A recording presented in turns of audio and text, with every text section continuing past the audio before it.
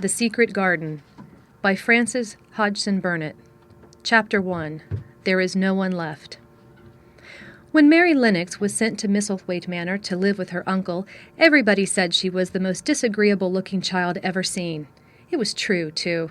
She had a thin face and a little thin body, thin light hair and a sour expression. Her hair was yellow, and her face was yellow, because she had been born in India and had always been ill in one way or another. Her father had held a position under the English government and had always been busy and ill himself, and her mother had been a great beauty who cared only to go to parties and amuse herself with happy people. She had not wanted a little girl at all, and when Mary was born, she handed her over to the care of an ayah, who was made to understand that if she wished to please the Mem Sahib, she must keep the child out of sight as much as possible. So when she was a sickly, fretful, ugly little baby, she was kept out of the way, and when she became a sickly, fretful, toddling thing, she was kept out of the way also.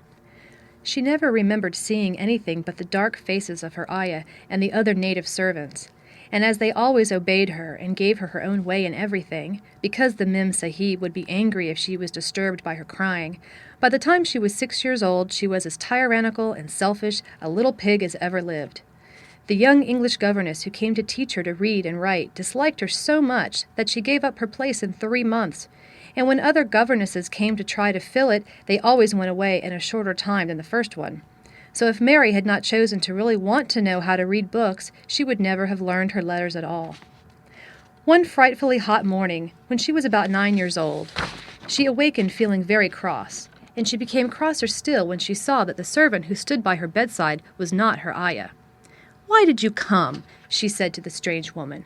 "I will not let you stay. Send my ayah to me." The woman looked frightened, but she only stammered that the ayah could not come, and when Mary threw herself into a passion and beat and kicked her, she looked only more frightened and repeated that it was not possible for the ayah to come to Missy Sahib. There was something mysterious in the air that morning. Nothing was done in its regular order, and several of the native servants seemed missing, while those whom Mary saw slunk or hurried about with ashy and scared faces. But no one would tell her anything, and her ayah did not come. She was actually left alone as the morning went on, and at last she wandered out into the garden and began to play by herself under a tree near the veranda. She pretended that she was making a flower bed, and she stuck a big scarlet hibiscus blossoms into little heaps of earth, all the time growing more and more angry and muttering to herself the things she would say and the names she would call Sadie when she returned. "Pig! Pig! Daughter of pigs!" she said, because to call a native a pig is the worst insult of all. She was grinding her teeth and saying this over and over again when she heard her mother come out on the veranda with someone. She was with a fair young man, and they stood talking together in low, strange voices. Mary knew the fair young man who looked like a boy. She had heard that he was a very young officer who had just come from England. The child stared at him, but she stared most at her mother. She always did this when she had a chance to see her, because the Mem Sahib, Mary used to call her that oftener than anything else, was such a tall, slim, pretty person, and wore such lovely clothes. Her hair was like curly silk, and she had a delicate little nose which seemed to be disdaining things, and she had large, laughing eyes. All her clothes were thin and floating, and Mary said they were full of lace. They looked fuller of lace than ever this morning, but her eyes were not laughing at all. They were large and scared and lifted imploringly to the fair boy officer's face. "Is it so very bad?" "Oh, is it?" Mary heard her say. "Awfully," the young man answered in a trembling voice. "Awfully, Mrs. Lennox. You ought to have gone to the hills 2 weeks ago." The Mem Sahib wrung her hands. "Oh, I know I ought," she cried. "I only stayed to go to that silly dinner party. What a fool I was." At that very moment, such a loud sound of wailing broke out from the servants' quarters that she clutched the young man's arm, and Mary stood shivering from head to foot. The wailing grew wilder and wilder. "What is it? What is it?" Mrs. Lennox gasped. "Someone has died," answered the boy officer. "You did not say it had broken out among your servants." "I did not know," the Mem Sahib cried. "Come with me, come with me." And she turned and ran into the house. After that, appalling things happened, and the mysteriousness of the morning was explained to Mary. The cholera had broken out in its most fatal form, and people were dying like flies. The ayah had been taken ill in the night, and it was because she had just died that the servants had wailed in the huts. Before the next day, 3 other servants were dead, and others had run away in terror. There was panic on every side, and dying people in all the bungalows. During the confusion and bewilderment of the second day, Mary hid herself in the nursery and was forgotten by everyone. Nobody thought of her, nobody wanted her, and strange things happened of which she knew nothing. Mary alternately cried and slept through the hours. She only knew that people were ill, and that she heard mysterious and frightening sounds. Once she crept into the dining room and found it empty, though a partly finished meal was on the table, and chairs and plates looked as if they had been hastily pushed back when the diners rose suddenly for some reason. The child ate some fruit and biscuits, and being thirsty she drank a glass of wine which stood nearly filled. It was sweet, and she did not know how strong it was. Very soon it made her intensely drowsy, and she went back to her nursery and shut herself in again, frightened by cries she heard in the huts and by the hurrying sound of feet. The wine made her so sleepy that she could scarcely keep her eyes open, and she lay down on her bed and knew nothing more for a long time. Many things happened during the hours in which she slept so heavily, but she was not disturbed by the wails and the sound of things being carried in and out of the bungalow. When she awakened, she lay and stared at the wall. The house was perfectly still. She had never known it to be so silent before. She heard neither voices nor footsteps, and wondered if everybody had got well of the cholera and all the trouble was over. She wondered also who would take care of her now her ayah was dead. There would be a new ayah, and perhaps she would know some new stories. Mary had been rather tired of the old ones. She did not cry because her nurse had died. She was not an affectionate child and had never cared much for anyone. The noise and hurrying about and wailing over the cholera had frightened her, and she had been angry because no one seemed to remember that she was alive. Everyone was too panic-stricken to think of a little girl no one was fond of. When people had the cholera, it seemed that they remembered nothing but themselves. But if everyone had got well again, surely someone would remember and come to look for her. But no one came, and as she lay waiting, the house seemed to grow more and more silent. She heard something rustling on the matting, and when she looked down, she saw a little snake gliding along and watching her with eyes like jewels. She was not frightened, because he was a harmless little thing who would not hurt her, and he seemed in a hurry to get out of the room. He slipped under the door as she watched him. "How queer and quiet it is," she said. "It sounds as if there were no one in the bungalow but me and the snake." Almost the next minute she heard footsteps in the compound, and then on the veranda. They were men's footsteps, and the men entered the bungalow and talked in low voices. No one went to meet or speak to them, and they seemed to open doors and look into rooms. "What desolation!" she heard one voice say. "That pretty, pretty woman! I suppose the child, too. I heard there was a child, though no one ever saw her." Mary was standing in the middle of the nursery when they opened the door a few minutes later. She looked an ugly, cross little thing, and was frowning because she was beginning to be hungry and feel disgracefully neglected.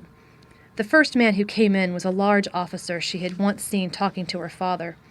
He looked tired and troubled, but when he saw her he was so startled that he almost jumped back. "Barney!" he cried out. "There is a child here! A child alone! In a place like this!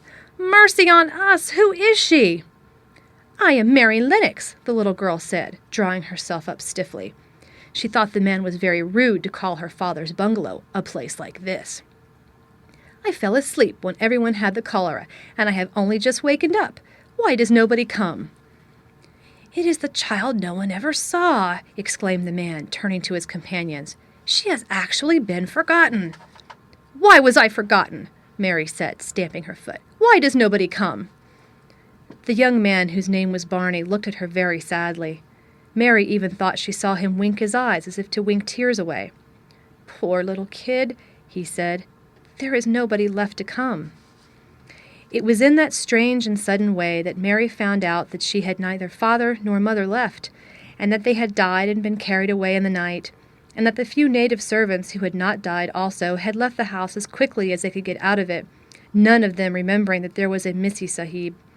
That was why the place was so quiet. It was true that there was no one in the bungalow but herself and a little rustling snake.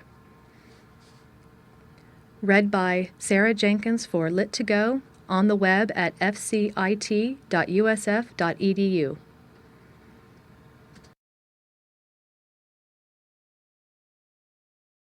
The Secret Garden by Frances Hodgson Burnett.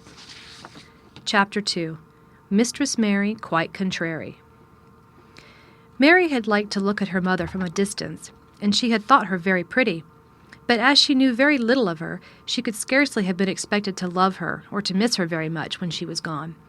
She did not miss her at all, in fact, and as she was a self-absorbed child, she gave her entire thought to herself, as she had always done. If she had been older, she would no doubt have been very anxious at being left alone in the world, but she was very young. And as she had always been taken care of, she supposed she always would be.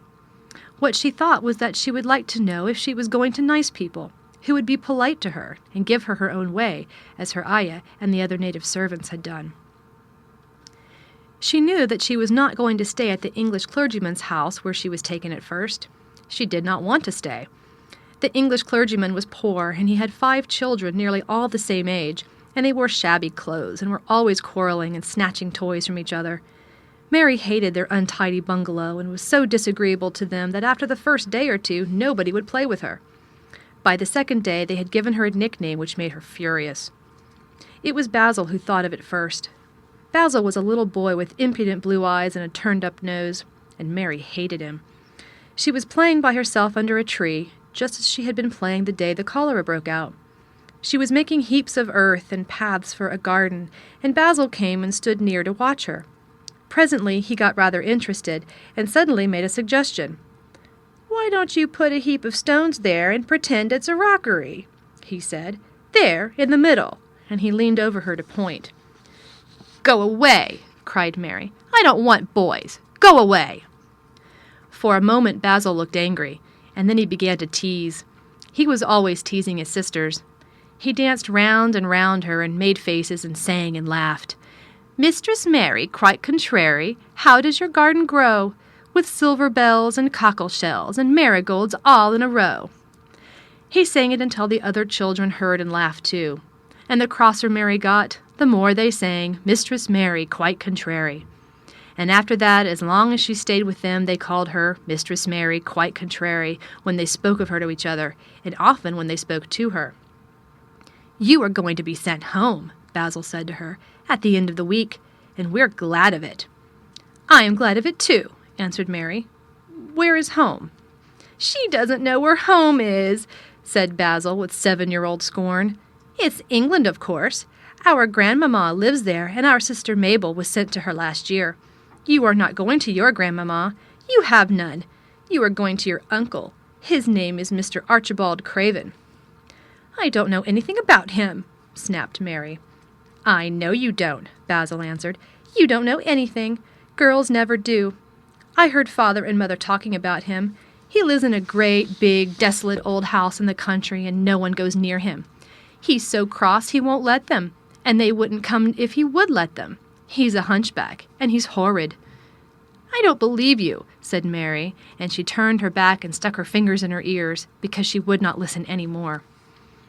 But she thought it over a great deal afterward, and when Mrs. Crawford told her that night that she was going to sail away to England in a few days and go to her uncle, Mr. Archibald Craven, who lived at Misselthwaite Manor, she looked so stony and stubbornly uninterested that they did not know what to think about her. They tried to be kind to her, but she only turned her face away, and when Mrs. Crawford attempted to kiss her, she held herself stiffly when Mr. Crawford patted her shoulder. "She is such a plain child," Mrs. Crawford said pityingly afterward. "And her mother was such a pretty creature. She had a very pretty manner, too, and Mary has the most unattractive ways I ever saw in a child. The children call her Mistress Mary quite contrary, and though it's naughty of them, one can't help understanding it. Perhaps if her mother had carried her pretty face and her pretty manners oftener into the nursery, Mary might have learned some pretty ways, too. It is very sad, now the poor beautiful thing is gone, to remember that many people never even knew that she had a child at all." "I believe she scarcely ever looked at her," sighed Mrs. Crawford. "When her ayah was dead, there was no one to give a thought to the little thing. Think of the servants running away and leaving her all alone in that deserted bungalow. Colonel McGrew said he nearly jumped out of his skin when he opened the door and found her standing by herself in the middle of the room. Mary made the long voyage to England under the care of an officer's wife, who was taking her children to leave them in a boarding school. She was very much absorbed in her own little boy and girl, and was rather glad to hand the child over to the woman Mr. Archibald Craven sent to meet her in London. The woman was his housekeeper at Misselthwaite Manor, and her name was Mrs. Medlock. She was a stout woman with very red cheeks and sharp black eyes. She wore a very purple dress, a black silk mantle with jet fringe on it, and a black bonnet with purple velvet flowers which stuck up and trembled when she moved her head. Mary did not like her at all, but as she very seldom liked people, there was nothing remarkable in that. Besides which, it was very evident Mrs. Medlock did not think much of her. "My word, she's a plain little piece of goods," she said, "and we'd heard that her mother was a beauty. She hasn't handed much of it down, has she, ma'am?" "Perhaps she will improve as she grows older," the officer's wife said good-naturedly. "If she were not so sallow and had a nicer expression, her features are rather good. Children alter so much." "She'll have to alter a good deal," answered Mrs. Medlock, "and there's nothing likely to improve children at Misselthwaite, if you ask me." They thought Mary was not listening because she was standing a little apart from them at the window of the private hotel they had gone to. She was watching the passing buses and cabs and people, but she heard quite well and was made very curious about her uncle and the place he lived in. What sort of a place was it, and what would it be like? What was a hunchback? She had never seen one. Perhaps there were none in India. Since she had been living in other people's houses and had had no ayah, she had begun to feel lonely and to think queer thoughts which were new to her. She had begun to wonder why she had never seemed to belong to anyone even when her father and mother had been alive. Other children seemed to belong to their fathers and mothers, but she had never seemed to really be anyone's little girl. She had had servants and food and clothes, but no one had taken any notice of her. She did not know that this was because she was a disagreeable child, but then, of course, she did not know she was disagreeable. She often thought that other people were, but she did not know that she was so herself. She thought Mrs. Medlock the most disagreeable person she had ever seen, with her common, highly colored face and her common, fine bonnet. When the next day they set out on their journey to Yorkshire, she walked through the station to the railway carriage with her head up and trying to keep as far away from her as she could, because she did not want to seem to belong to her. It would have made her angry to think people imagined she was her little girl. But Mrs. Medlock was not in the least disturbed by her and her thoughts. She was the kind of woman who would stand for no nonsense from young ones. At least this is what she would have said if she had been asked. She had not wanted to go to London just when her sister Maria's daughter was going to be married, but she had a comfortable, well-paid place as housekeeper at Misselthwaite Manor, and the only way in which she could keep it was to do at once what Mr. Archibald Craven told her to do. She never dared even to ask a question. "Captain Lennox and his wife died of cholera," Mr. Craven had said in his short, cold way. "Captain Lennox was my wife's brother, and I am their daughter's guardian. The child is to be brought here. You must go to London and bring her yourself." So she packed her small trunk and made the journey. Mary sat in her corner of the railway carriage and looked plain and fretful. She had nothing to read or to look at, and she had folded her thin little black-gloved hands in her lap. Her black dress made her look yellower than ever, and her limp, light hair straggled from under her black crape hat. "A more marred-looking young one I never saw in my life," Mrs. Medlock thought. Marred is a Yorkshire word and means spoiled and pettish. She had never seen a child who sat so still without doing anything, and at last she got tired of watching her and began to talk in a brisk, hard voice. "I suppose I may as well tell you something about where you're going to," she said. "Do you know anything about your uncle?" "No," said Mary. "Never heard your father or mother talk about him?" "No," said Mary, frowning. She frowned because she remembered that her father and mother had never talked to her about anything in particular. Certainly they had never told her things. "Humph," muttered Mrs. Medlock, staring at her queer, unresponsive little face. She did not say any more for a few moments, and then she began again. "I suppose you might as well be told something to prepare you. You are going to a queer place." Mary said nothing at all, and Mrs. Medlock looked rather discomfited by her apparent indifference. But, after taking a breath, she went on. "Not but that it's a grand, big place in a gloomy way, and Mr. Craven's proud of it in his way, and that's gloomy enough, too. The house is 600 years old, and it's on the edge of the moor, and there's near 100 rooms in it, though most of them shut up and locked. And there's pictures and fine old furniture and things that's been there for ages, and there's a big park round it, and gardens and trees with branches trailing to the ground, some of them." She paused and took another breath. "But there's nothing else," she ended suddenly. Mary had begun to listen in spite of herself. It all sounded so unlike India, and anything new rather attracted her, but she did not intend to look as if she were interested. That was one of her unhappy, disagreeable ways. So she sat still.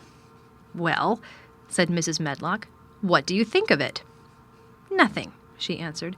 "I know nothing about such places." That made Mrs. Medlock laugh, a short sort of laugh. She said, "but you are like an old woman. Don't you care?" "It doesn't matter," said Mary, "whether I care or not." "You are right enough there," said Mrs. Medlock. "It doesn't. What you're to be kept at Misselthwaite Manor for, I don't know, unless because it's the easiest way. He's not going to trouble himself about you, that's sure and certain. He never troubles himself about no one." She stopped herself as if she had just remembered something in time. "He's got a crooked back," she said. "That set him wrong. He was a sour young man and got no good of all his money and big place till he was married." Mary's eyes turned toward her in spite of her intention not to seem to care. She had never thought of the hunchbacks being married, and she was a trifle surprised. Mrs. Medlock saw this, and as she was a talkative woman, she continued with more interest. This was one way of passing the time, at any rate. "She was a sweet, pretty thing, and he'd have walked the world over to get her a blade of grass she wanted. Nobody thought she'd marry him, but she did, and people said she married him for the money. But she didn't. She didn't, positively. When she died," Mary gave a little involuntary jump. "Oh, did she die?" she exclaimed, quite without meaning to. She had just remembered a French fairy story she had once read called Riquet à la Houppe. It had been about a poor hunchback and a beautiful princess, and it had made her suddenly sorry for Mr. Archibald Craven. "Yes, she died," Mrs. Medlock answered, "and it made him queerer than ever. He cares about nobody. He won't see people. Most of the time he goes away, and when he is at Misselthwaite, he shuts himself up in the west wing and won't let anyone but Pitcher see him. Pitcher's an old fellow, but he took care of him when he was a child, and he knows his ways." It sounded like something in a book, and it did not make Mary feel cheerful. A house with 100 rooms, nearly all shut up and with their doors locked, a house on the edge of a moor, whatsoever a moor was, sounded dreary. A man with a crooked back who shut himself up also. She stared out of the window with her lips pinched together, and it seemed quite natural that the rain should have begun to pour down in gray slanting lines and splash and stream down the window panes. If the pretty wife had been alive, she might have made things cheerful by being something like her own mother, and by running in and out and going to parties as she had done in frocks full of lace. But she was not there any more.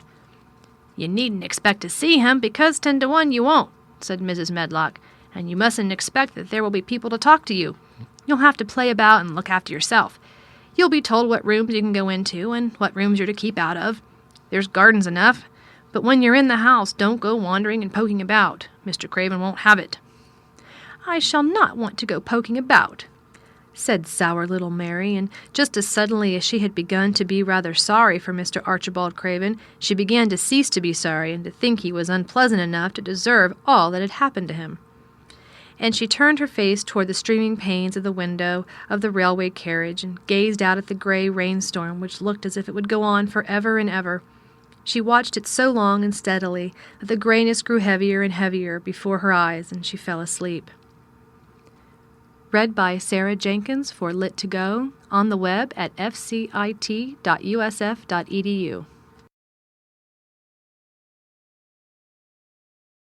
The Secret Garden by Frances Hodgson Burnett. Chapter 3. Across the Moor. She slept a long time, and when she awakened, Mrs. Medlock had brought a lunch basket at one of the stations, and they had some chicken and cold beef and bread and butter and some hot tea. The rain seemed to be streaming down more heavily than ever, and everybody in the station wore wet and glistening waterproofs. The guard lighted the lamps in the carriage, and Mrs. Medlock cheered up very much over her tea and chicken and beef. She ate a great deal and afterwards fell asleep herself, and Mary sat and stared at her and watched her fine bonnet slip on one side until she herself fell asleep once more in the corner of the carriage, lulled by the splashing of the rain against the windows. It was quite dark when she awakened again. The train had stopped at a station and Mrs. Medlock was shaking her. "You have had a sleep," she said. "It's time to open your eyes. We're at the Waite station and we've got a long drive before us." Mary stood up and tried to keep her eyes open while Mrs. Medlock collected her parcels. The little girl did not offer to help her, because in India native servants always picked up or carried things, and it seemed quite proper that other people should wait on one. The station was a small one, and nobody but themselves seemed to be getting out of the train. The station master spoke to Mrs. Medlock in a rough, good-natured way, pronouncing his words in a queer, broad fashion which Mary found out afterward was Yorkshire. "I see they's got back," he said, "and that's brought the young un with thee." "Aye, that's her," answered Mrs. Medlock, speaking with a Yorkshire accent herself, and jerking her head over her shoulder towards Mary. "How's the missus?" "Well now, the carriage waiting outside for thee." A brougham stood on the road before the little outside platform. Mary saw that it was a smart carriage, and that it was a smart footman who helped her in. His long, waterproof coat and the waterproof covering of his hat were shining and dripping with rain, as everything was, the burly station master included. When he shut the door, mounted the box with the coachman, and they drove off, the little girl found herself seated in a comfortably cushioned corner, but she was not inclined to go to sleep again. She sat and looked out of the window, curious to see something of the road over which she was being driven to the queer place Mrs. Medlock had spoken of. She was not at all a timid child, and she was not exactly frightened, but she felt that there was no knowing what might happen in a house with 100 rooms nearly all shut up, a house standing on the edge of a moor. "What is a moor?" she said suddenly to Mrs. Medlock. "Look out of the window in about 10 minutes and you'll see," the woman answered. "We've got to drive 5 miles across Misselmoor before we get to the manor. You won't see much because it's a dark night, but you can see something." Mary asked no more questions but waited in the darkness of her corner, keeping her eyes on the window. The carriage lamps cast rays of light a little distance ahead of them, and she caught glimpses of things they passed. After they had left the station, they had driven through a tiny village, and she had seen whitewashed cottages and the lights of a public house. Then they had passed a church, and a vicarage, and a little shop window or so, and a cottage with toys and sweets and odd things set out for sale. Then they were on the high road, and she saw hedges and trees. After that there seemed nothing different for a long time, or at least it seemed a long time to her. At last the horses began to go more slowly, as if they were climbing uphill, and presently there seemed to be no more hedges and no more trees. She could see nothing, in fact, but a dense darkness on either side. She leaned forward and pressed her face against the window just as the carriage gave a big jolt. We're on the moor now, sure enough," said Mrs. Medlock. The carriage lamps shed a yellow light on a rough-looking road, which seemed to be cut through bushes and low-growing things, which ended in the great expanse of dark apparently spread out before and around them.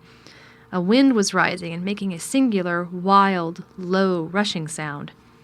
It's not the sea, is it?" said Mary, looking round at her companion. "No, not it," answered Mrs. Medlock.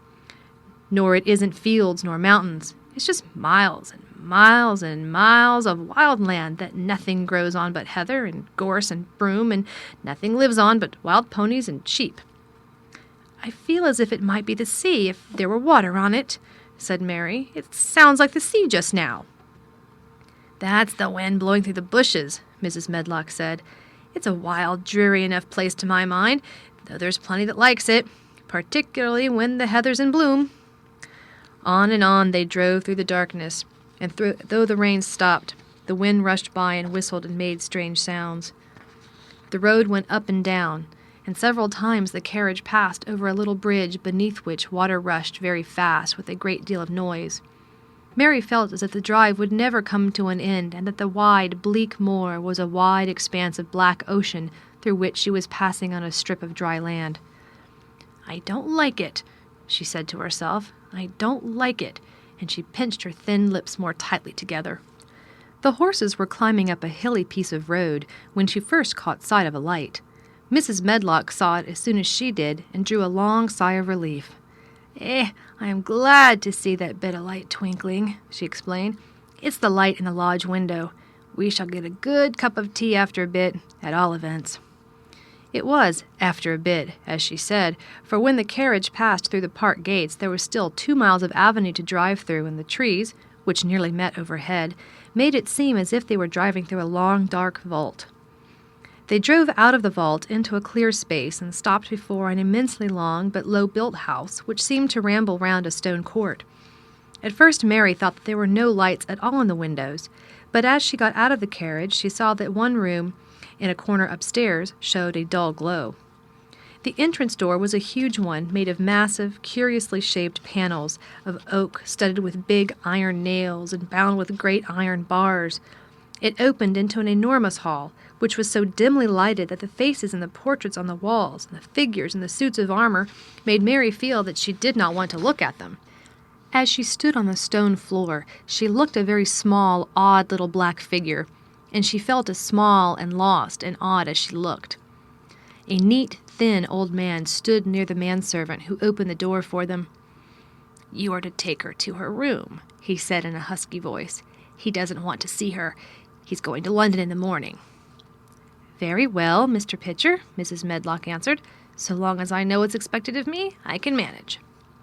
"What's expected of you, Mrs. Medlock," Mr. Pitcher said, "is that you make sure that he's not disturbed and that he doesn't see what he doesn't want to see." And then Mary Lennox was led up a broad staircase and down a long corridor and up a short flight of steps and through another corridor and another until a door opened in a wall, and she found herself in a room with a fire in it and a supper on a table. Mrs. Medlock said unceremoniously, "Well, here you are. This room and the next are where you'll live, and you must keep to them. Don't you forget that." It was in this way that Mistress Mary arrived at Misselthwaite Manor, and she had perhaps never felt quite so contrary in all her life. Read by Sarah Jenkins for Lit2Go, on the web at fcit.usf.edu.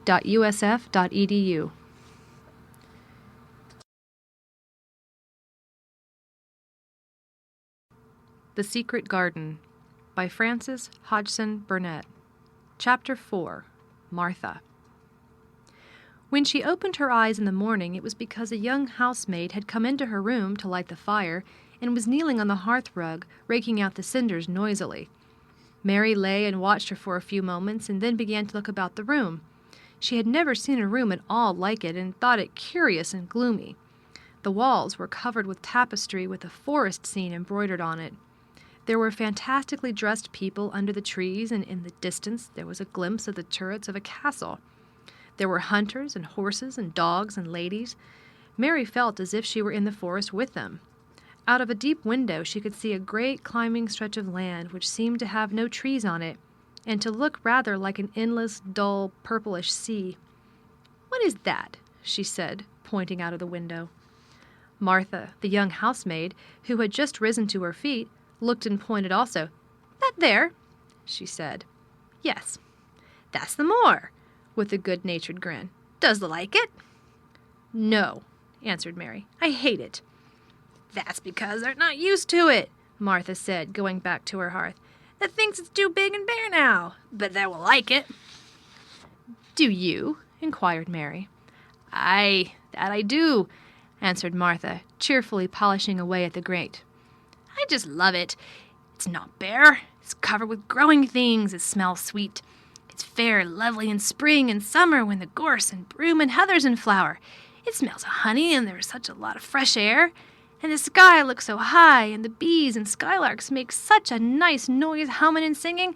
I wouldn't live away from the moor for anything."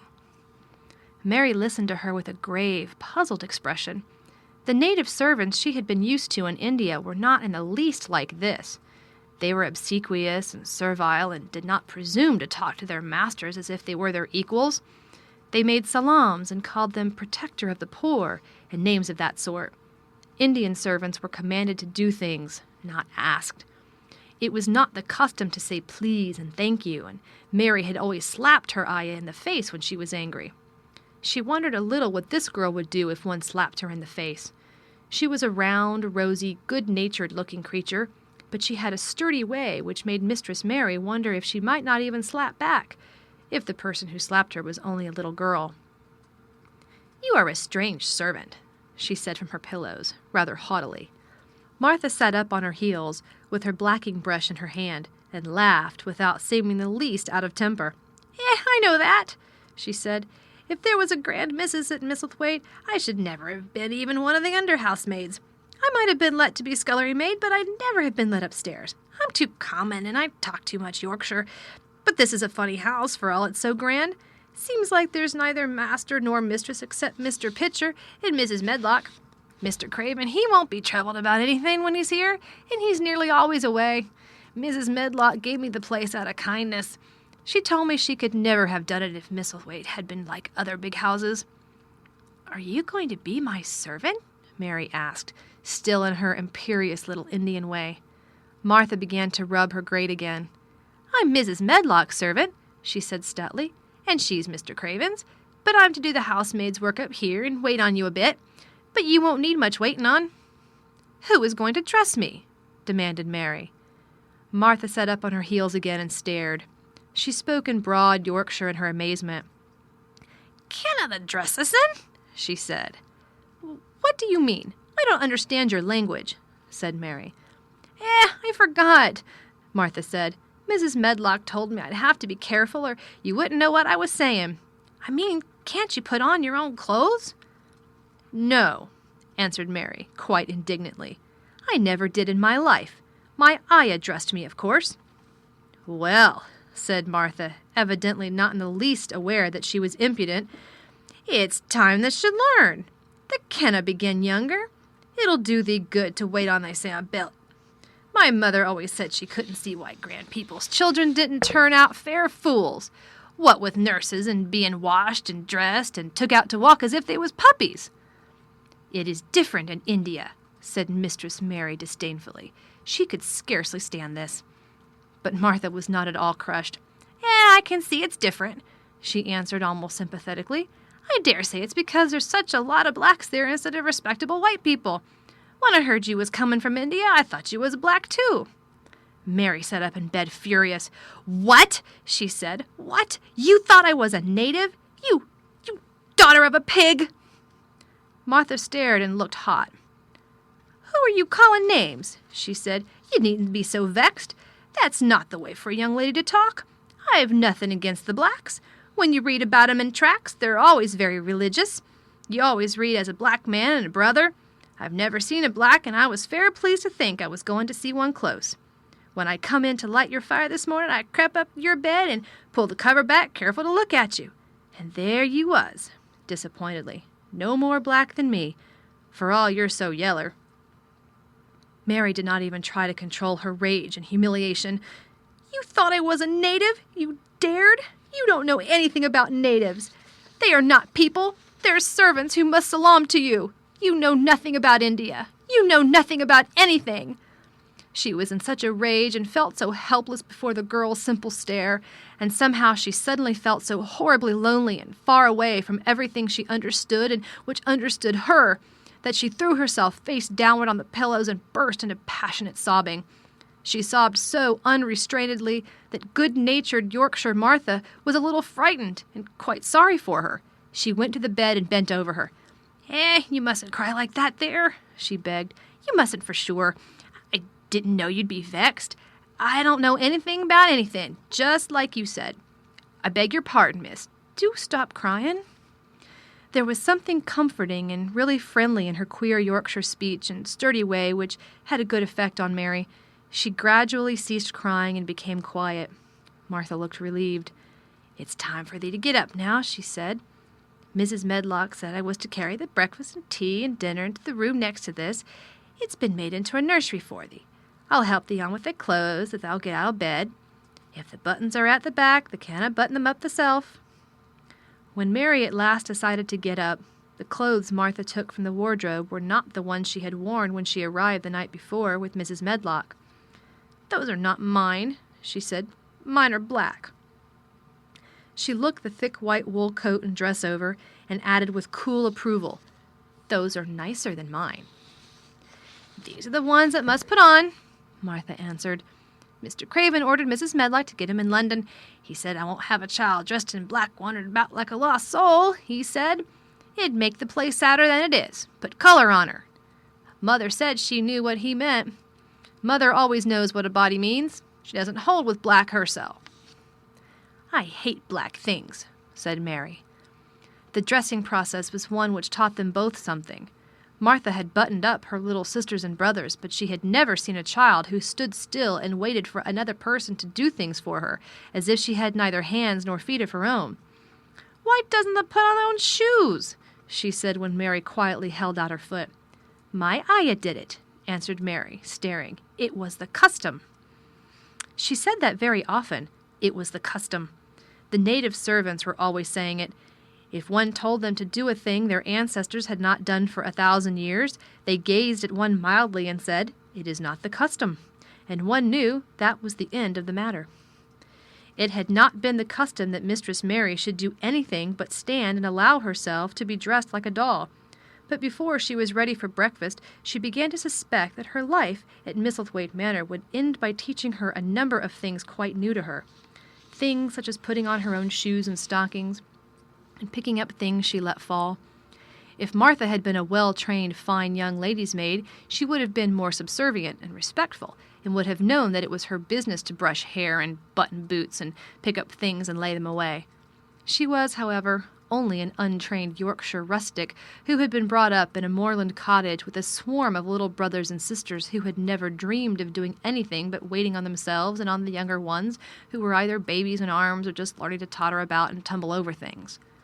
If Mary Lennox had been a child who was ready to be amused, she would perhaps have laughed at Martha's readiness to talk, but Mary only listened to her coldly and wondered at her freedom of manner. At first she was not at all interested, but gradually, as the girl rattled on in her good-tempered, homely way, Mary began to notice what she was saying. You should see 'em all," she said. "There's 12 of us, and my father only gets 16 shilling a week. I can tell you my mother's put to it to get porridge for 'em all. They tumble about on the moor and play there all day, and mother says the air of the moor fattens 'em. She says she believes they eat the grass same as the wild ponies do. Our Dickon, he's 12 years old, and he's got a young pony he calls his own." "Where did he get it?" asked Mary. "He found it on the moor with its mother, and when it was a little one, and he began to make friends with it, and gave it bits of bread and pluck young grass for it. And it got to like him, so it follows him about and lets him get on its back. Dickon's a kind lad, and animals likes him." Mary had never possessed an animal pet of her own, and had always thought she should like one. So she began to feel a slight interest in Dickon, and as she had never before been interested in anyone but herself, it was the dawning of a healthy sentiment. When she went into the room which had been made into a nursery for her, she found that it was rather like the one she had slept in. It was not a child's room, but a grown-up person's room, with gloomy old pictures on the walls and heavy old oak chairs. A table in the center was set with a good substantial breakfast, but she had always had a very small appetite, and she looked with something more than indifference at the first plate Martha set before her. "I don't want it," she said. "That doesn't want the porridge!" Martha exclaimed incredulously. "No." "That doesn't know how good it is. Put a bit of treacle on it or a bit of sugar." "I don't want it," repeated Mary. Said Martha. "I can't abide to see good victuals go to waste. If our children was at this table, they'd clean it bare in 5 minutes. "Why?" said Mary coldly. "Why?" echoed Martha. "Because they scarce ever had their stomachs full in their lives. They're as hungry as young hawks and foxes." "I don't know what it is to be hungry," said Mary, with the indifference of ignorance. Martha looked indignant. "Well, it would do thee good to try it. I can see that plain enough," she said outspokenly. "I've no patience with folk as sits and just stares at good bread and meat. My word, don't I wish Dickon and Phil and Jane and the rest of 'em had what's here under their pinafores." "Why don't you take it to them?" suggested Mary. "It's not mine," answered Martha stoutly. "And this isn't my day out. I get my day out once a month, same as the rest. Then I go home and clean up for Mother and give her a day's rest." Mary drank some tea and ate a little toast and some marmalade. "You wrap up warm and run out and play, you," said Martha. "It'll do you good and give you some stomach for your meat." Mary went to the window. There were gardens and paths and big trees, but everything looked dull and wintry. "Out? Why should I go out on a day like this?" "Well, if it doesn't go out, they'll have to stay in, and what has it got to do?" Mary glanced about her. There was nothing to do. When Mrs. Medlock had prepared the nursery, she had not thought of amusement. Perhaps it would be better to go and see what the gardens were like. "Who will go with me?" she inquired. Martha stared. "You'll go by yourself," she answered. "You'll have to learn to play like other children does when they haven't got sisters and brothers. Our Dickon goes off on the moor by himself and plays for hours. That's how he made friends with the pony. He's got sheep on the moor that knows him, and birds as comes and eats out of his hand. However little there is to eat, he always saves a bit of his bread to coax his pets." It really was this mention of Dickon which made Mary decide to go out, though she was not aware of it. There would be birds outside, though there would not be ponies or sheep. They would be different from the birds in India, and it might amuse her to look at them. Martha found her coat and hat for her and a pair of stout little boots, and she showed her way downstairs. "If it goes round that way, it'll come to the gardens," she said, pointing to a gate in a wall of shrubbery. "There's lots of flowers in summertime, but there's nothing bloomin' now." She seemed to hesitate a second before she added, "One of the gardens is locked up. No one has been in it for 10 years. "Why?" asked Mary in spite of herself. Here was another locked door added to the 100 in the strange house.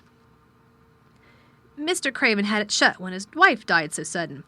He won't let no one go inside. It was her garden. He locked the door and dug a hole and buried the key. There's Mrs. Medlock's bell ringing. I must run." After she was gone, Mary turned down the walk which led to the door in the shrubbery. She could not help thinking about the garden which no one had been into for 10 years. She wondered what it would look like and whether there were any flowers still alive in it. When she had passed through the shrubbery gate, she found herself in great gardens with wide lawns and winding walks with clipped borders. There were trees and flower beds and evergreens clipped into strange shapes, and a large pool with an old gray fountain in its midst. But the flower beds were bare and wintry, and the fountain was not playing. This was not the garden which was shut up. How could a garden be shut up? You could always walk into a garden. She was just thinking this when she saw that, at the end of the path she was following, there seemed to be a long wall, with ivy growing over it. She was not familiar enough with England to know that she was coming upon the kitchen gardens where the vegetables and fruit were growing. She went toward the wall and found that there was a green door in the ivy, and that it stood open. This was not the closed garden, evidently, as she could go into it. She went through the door and found that it was a garden with walls all round it, and that it was only one of several walled gardens which seemed to open into one another. She saw another open green door, revealing bushes and pathways between beds containing winter vegetables. Fruit trees were trained flat against the wall, and over some of the beds there were glass frames. The place was bare and ugly enough, Mary thought, as she stood and stared about her. It might be nicer in summer when things were green, but there was nothing pretty about it now. Presently an old man with a spade over his shoulder walked through the door leading from the second garden. He looked startled when he saw Mary, and then touched his cap. He had a surly old face. It did not seem pleased at all to see her.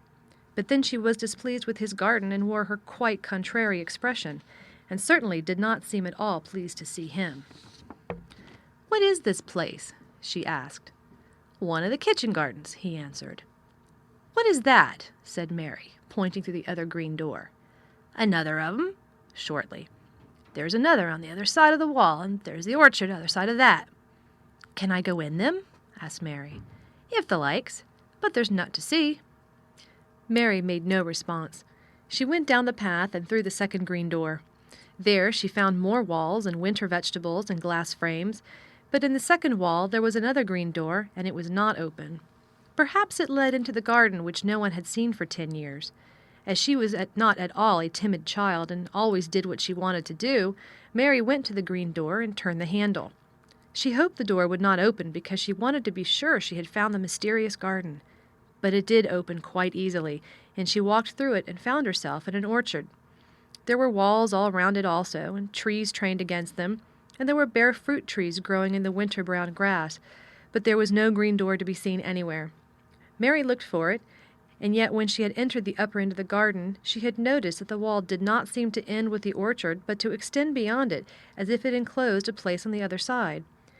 She could see the tops of trees above the wall, and when she stood still, she saw a bird with a bright red breast sitting on the topmost branch of one of them, and suddenly he burst into his winter song, almost as if he had caught sight of her and was calling to her. She stopped and listened to him, and somehow his cheerful, friendly little whistle gave her a pleased feeling. Even a disagreeable little girl may be lonely, and the big closed house and big bare moor and big bare gardens had made this one feel as if there were no one left in the world but herself. If she had been an affectionate child, who had been used to being loved, she would have broken her heart, but even though she was Mistress Mary quite contrary, she was desolate, and the bright-breasted little bird brought a look into her sour little face which was almost a smile. She listened to him until he flew away. He was not like an Indian bird, and she liked him and wondered if she should ever see him again. Perhaps he lived in the mysterious garden and knew all about it. Perhaps it was because she had nothing whatever to do that she thought so much of the deserted garden.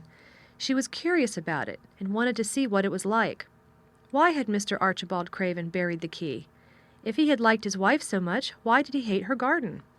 She wondered if she should ever see him, but she knew that if she did, she should not like him, and he would not like her, and that she should only stand and stare at him and say nothing, though she should be wanting dreadfully to ask him why he had done such a queer thing. People never like me, and I never like people, she thought, and I never can talk as the Crawford children could. They were always talking and laughing and making noises.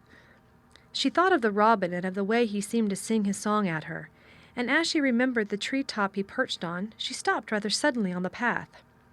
"I believe that tree was in the secret garden. I feel sure it was," she said. "There was a wall round the place, and there was no door." She walked back into the first kitchen garden she had entered and found an old man digging there. She went and stood beside him and watched him a few moments in her cold little way. He took no notice of her, and so at last she spoke to him. "I have been into the other gardens," she said.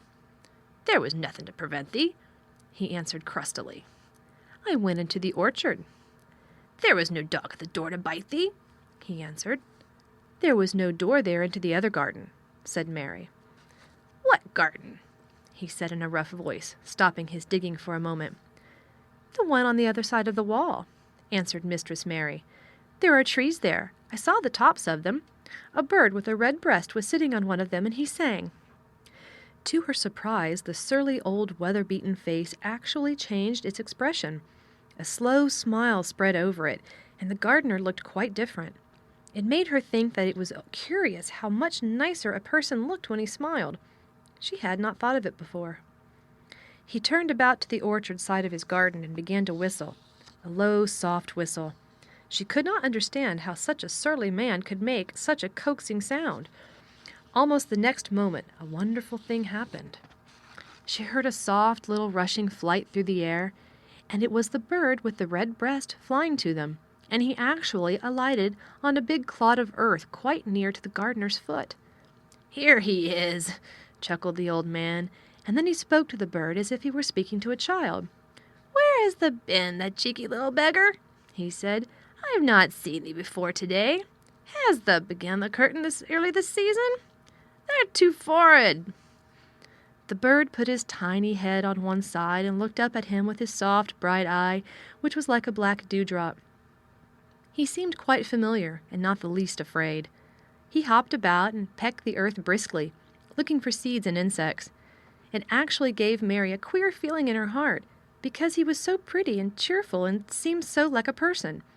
He had a tiny plump body and a delicate beak and slender, delicate legs. "Will he always come when you call him?" she asked, almost in a whisper. "Aye, that he will. I've known him ever since he was a fledgling. He come out of the nest in the other garden, and when he first flew over the wall, he was too weak to fly back for a few days, and we got friendly. When he went over the wall again, the rest of the brood was gone, and he was lonely, and he come back to me." "What kind of a bird is he?" Mary asked. "Doesn't thee know? He's a robin redbreast, and they are the friendliest, curiousest birds alive. They're almost as friendly as dogs, and if you know how to get on with 'em. Watch him pecking about here and looking round at us now and again. He knows we're talking about him." It was the queerest thing in the world to see the old fellow. He looked at the plump little scarlet waistcoated bird as if he were both proud and fond of him.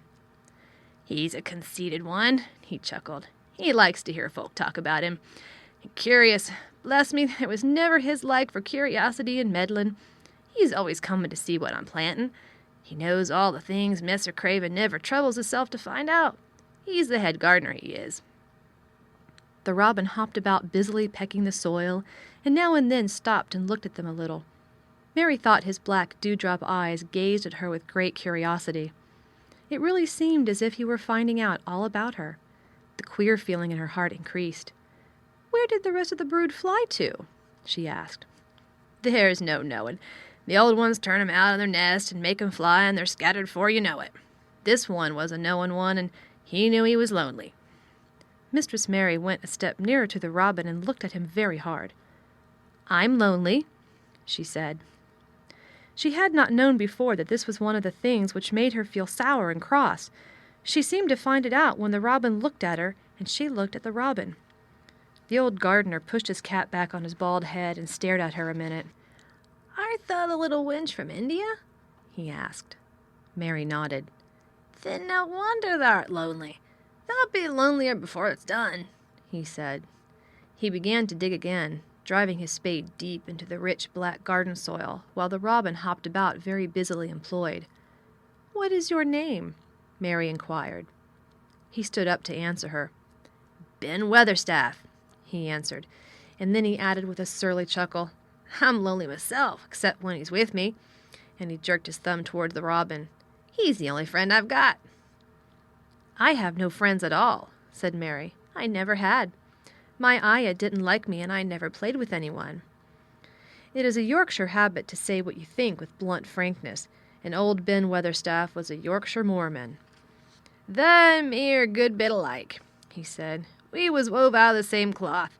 We're neither of us good-looking, and we're both of us as sour as we look. We've got the same nasty tempers, both of us, I'll warrant." This was plain speaking, and Mary Lennox had never heard the truth about herself in her life.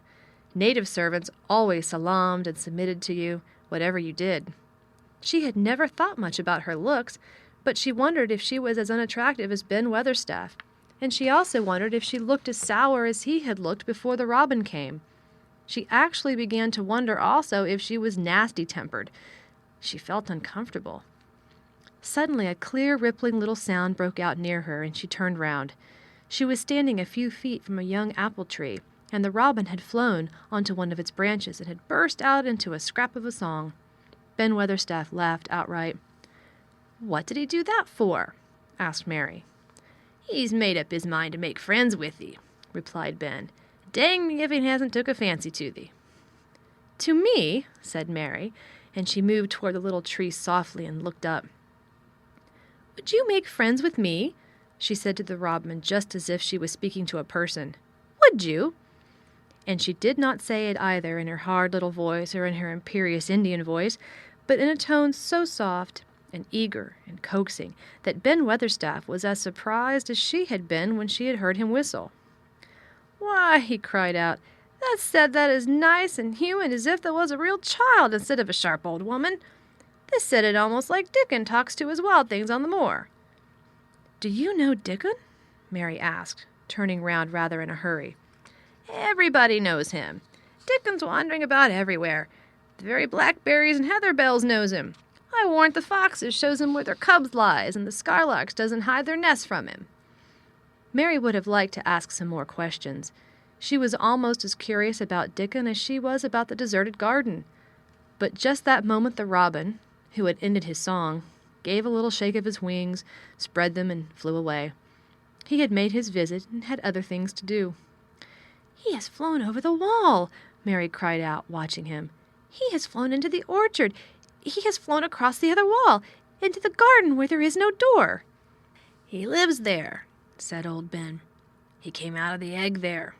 If he's courting, he's making up to some young madam of a robin that lives among the old rose trees there." "Rose trees?" said Mary. "Are there rose trees?" Ben Weatherstaff took up his spade again and began to dig. "There was 10 year ago," he mumbled.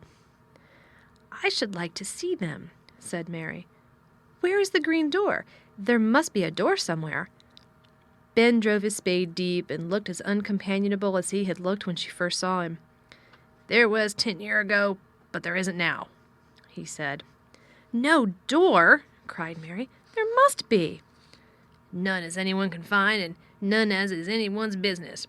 Don't you be a meddlesome wench and poke your nose where's no cause to go. Here, I must go on with my work. Get you gone and play, you. I've no more time." And he actually stopped digging, threw his spade over his shoulder, and walked off, without even glancing at her or saying goodbye. Read by Sarah Jenkins for Lit2Go, on the web at fcit.usf.edu.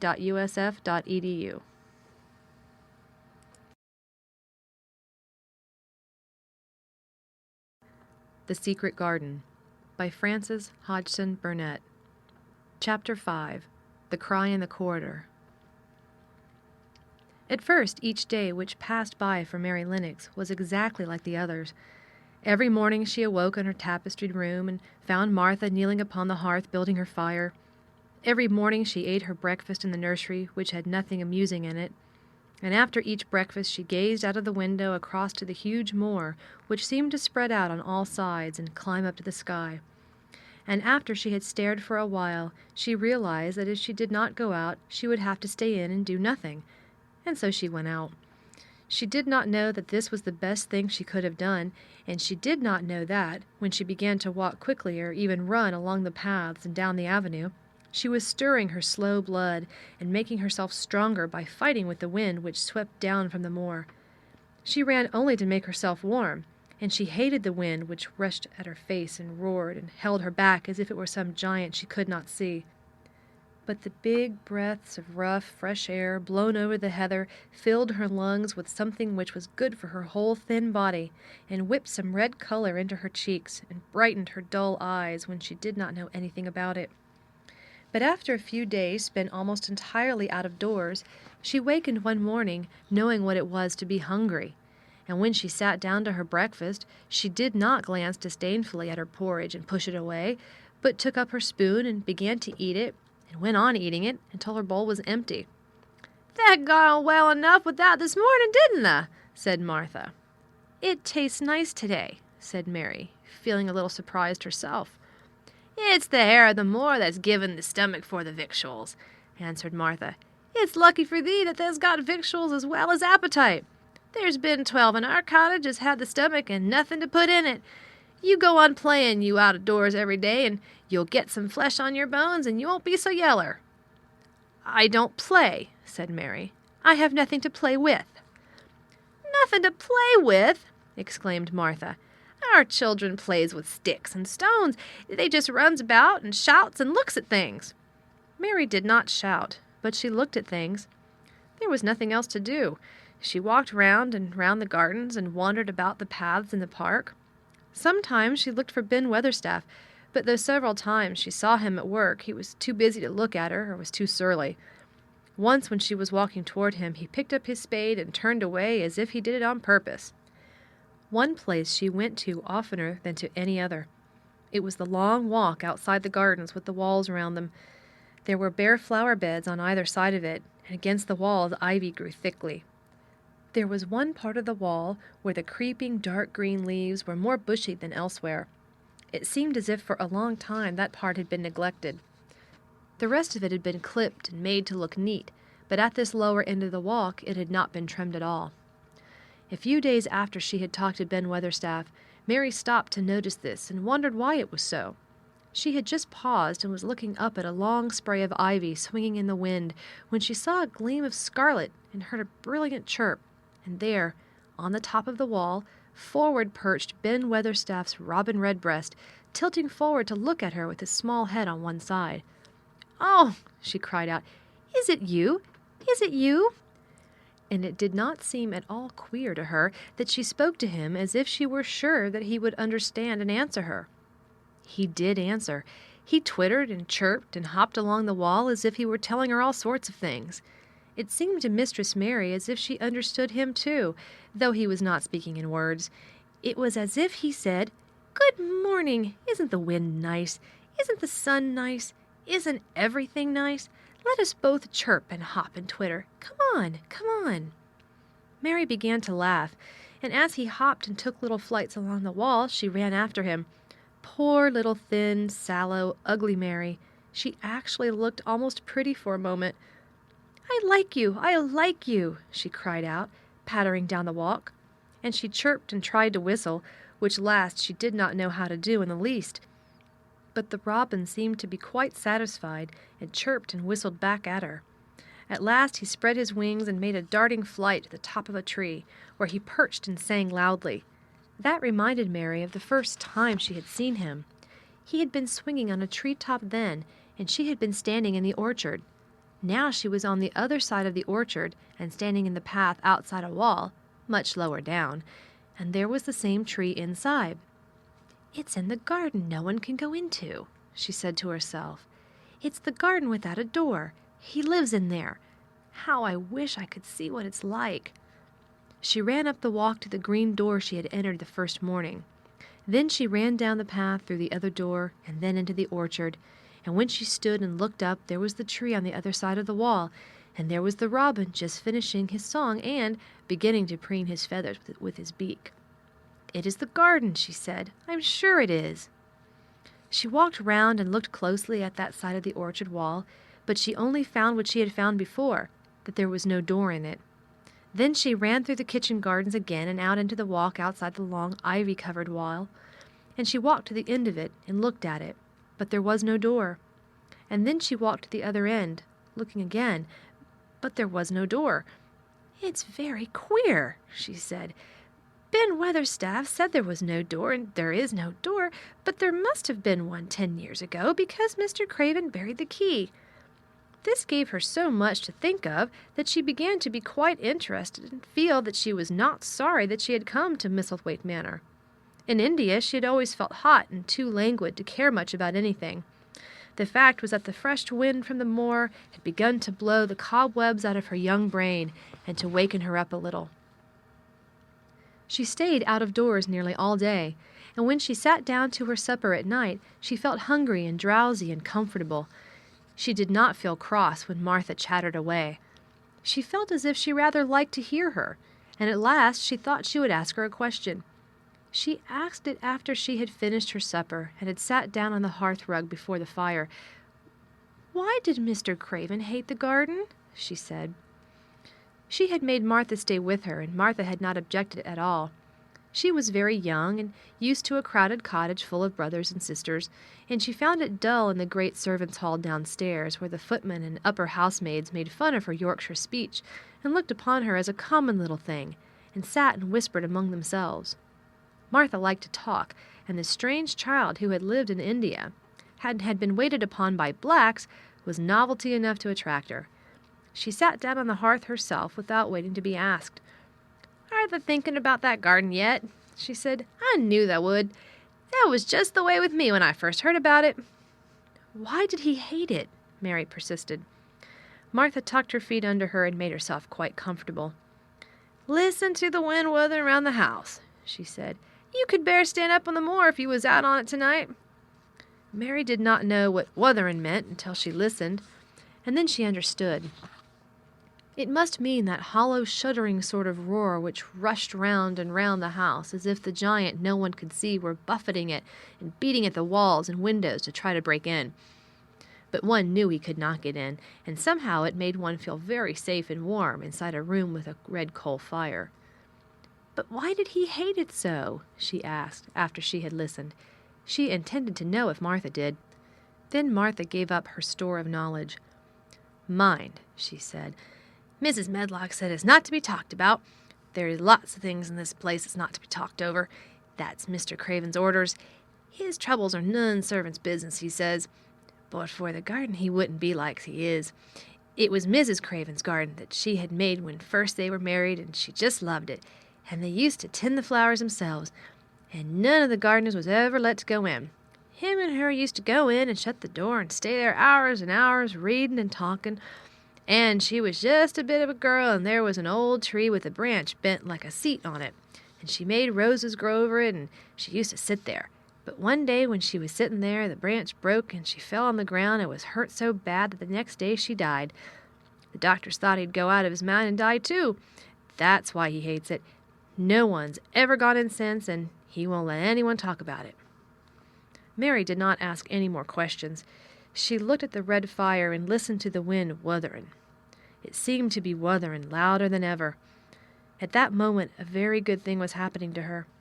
4 good things had happened to her, in fact, since she came to Misselthwaite Manor. She had felt as if she had understood a robin, and that he had understood her. She had run in the wind until her blood had grown warm. She had been healthily hungry for the first time in her life, and she had found out what it was to be sorry for someone. But as she was listening to the wind, she began to listen to something else. She did not know what it was, because at first she could scarcely distinguish it from the wind itself. It was a curious sound. It seemed almost as if a child were crying somewhere. Sometimes the wind sounded rather like a child crying, but presently Mistress Mary felt quite sure this sound was inside the house, not outside it. It was far away, but it was inside. She turned round and looked at Martha. "Do you hear anyone crying?" she said. Martha suddenly looked confused. "No," she answered. "It's the wind. Sometimes it sounds like as if someone was lost in the moor and wailing. It's got all sorts of sounds." "But listen," said Mary. "It's in the house, down one of those long corridors."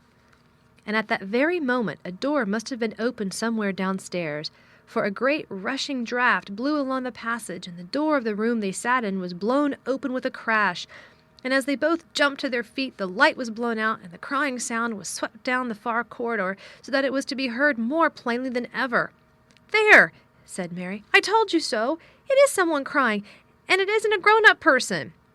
Martha ran and shut the door and turned the key, but before she did it, they both heard the sound of a door and in some far passage shuddering with a bang, and then everything was quiet, for even the wind ceased wuthering for a few moments. "It was the wind," said Martha stubbornly, "and if it wasn't, it was a little Betty Butterworth, the scullery maid. She had the toothache all day." But something troubled and awkward in her manner made Mistress Mary stare very hard at her. She did not believe she was speaking the truth. Read by Sarah Jenkins for Lit to Go on the web at fcit.usf.edu.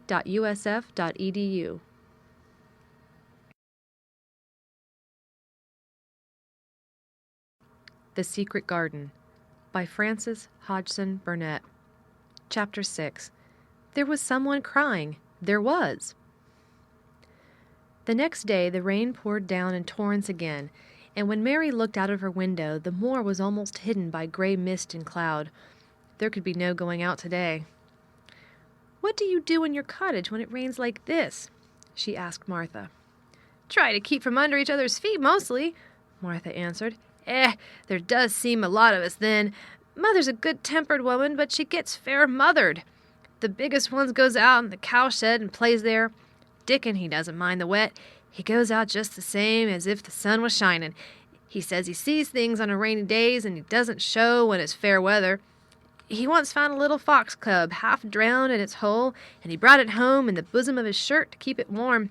His mother had been killed nearby, and the hole was swum out, and the rest of the litter was dead. He's got it at home now.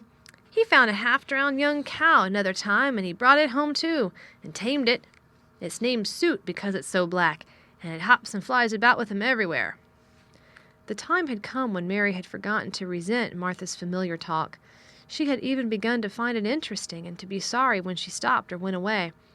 The stories she had been told by her ayah when she lived in India had been quite unlike those Martha had to tell about the moorland cottage, which held 14 people who lived in 4 little rooms and never had quite enough to eat.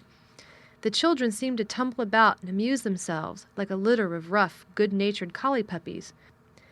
Mary was most attracted by the mother and Dickon. When Martha told stories of what Mother said or did, they always sounded comfortable. "If I had a raven or a fox club, I could play with it," said Mary. "But I have nothing." Martha looked perplexed. "Can the knit?" she asked. "No," answered Mary. "Can the sew?" "No." "Can the read?" "Yes." "Then why doesn't the read something, or learn a bit of spelling? That's old enough to be learning the book a good bit now." "I haven't any books," said Mary. "Those I had were left in India." "That's a pity," said Martha. "If Mrs. Medlock let thee go into the library, there's thousands of books there." Mary did not ask where the library was, because she was suddenly inspired by a new idea. She made up her mind to go and find it herself. She was not troubled about Mrs. Medlock.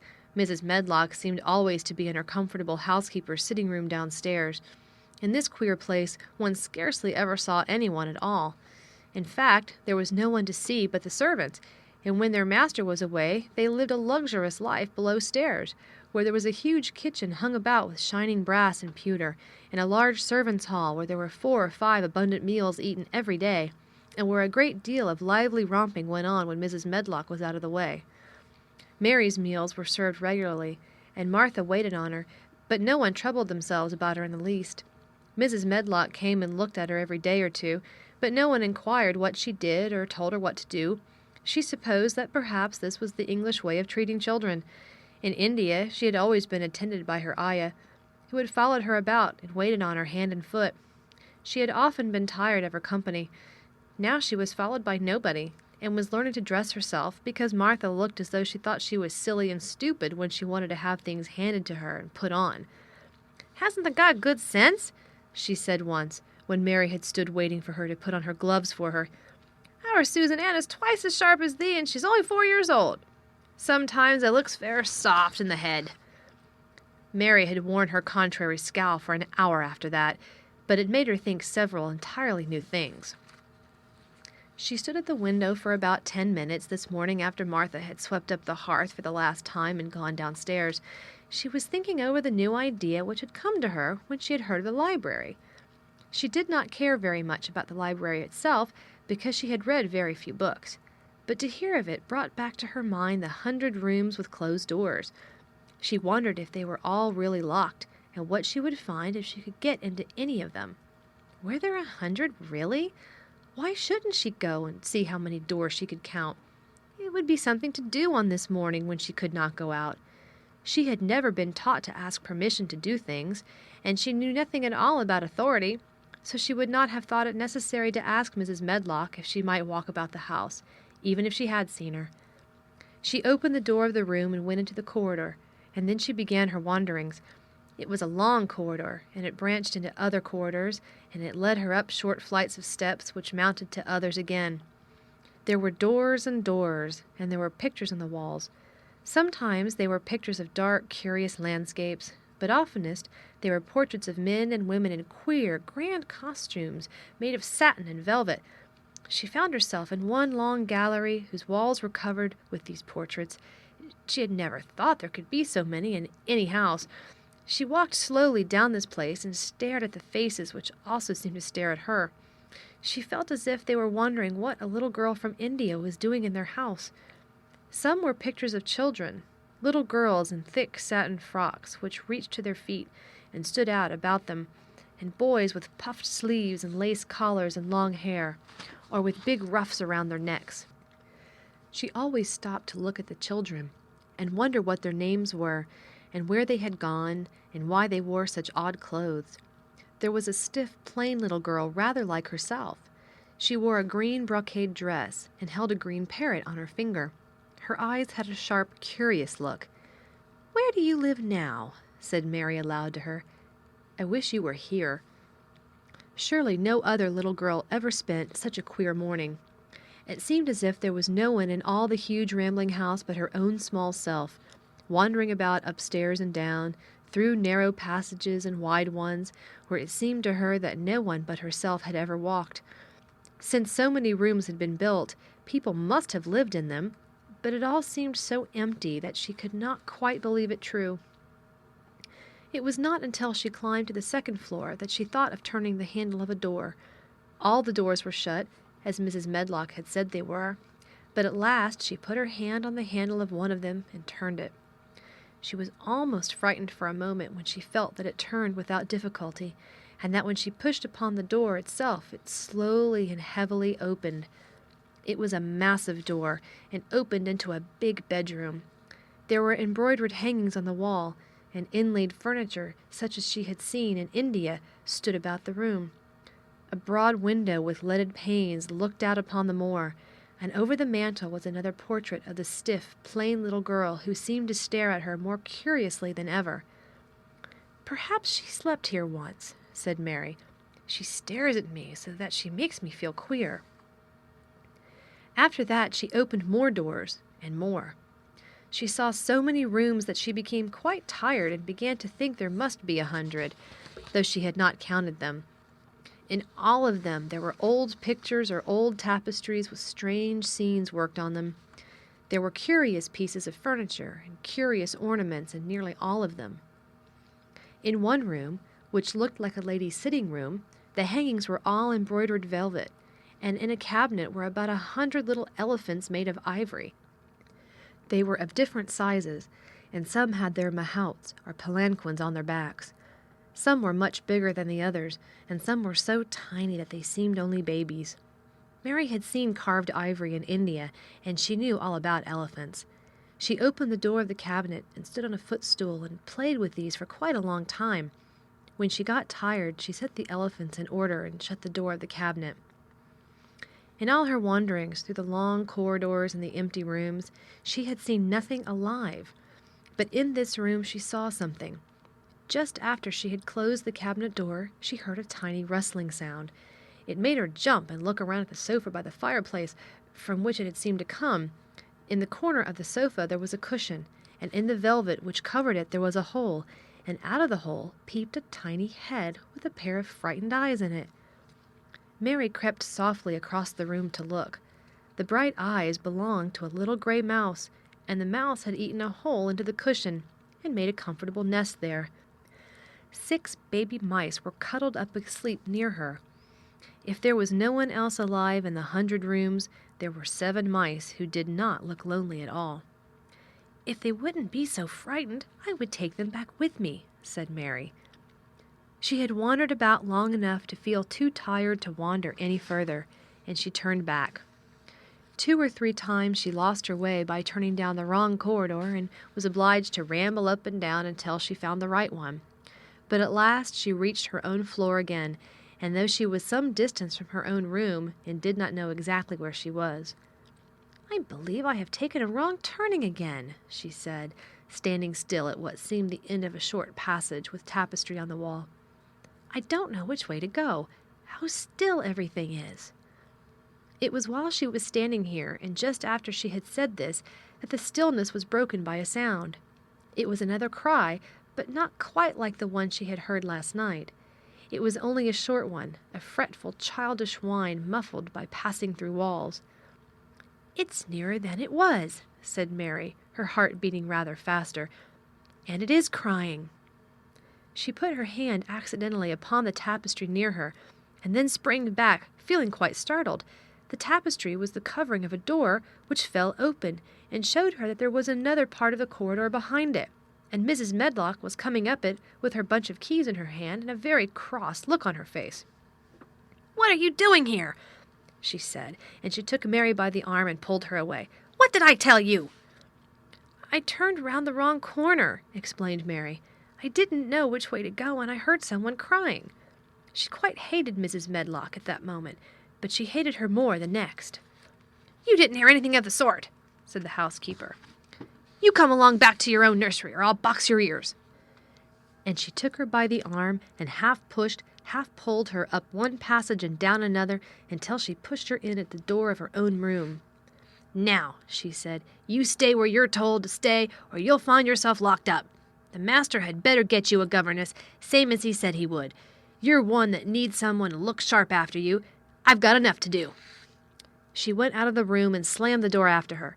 and Mary went and sat on the hearth rug, pale with rage. She did not cry, but ground her teeth. There was someone crying.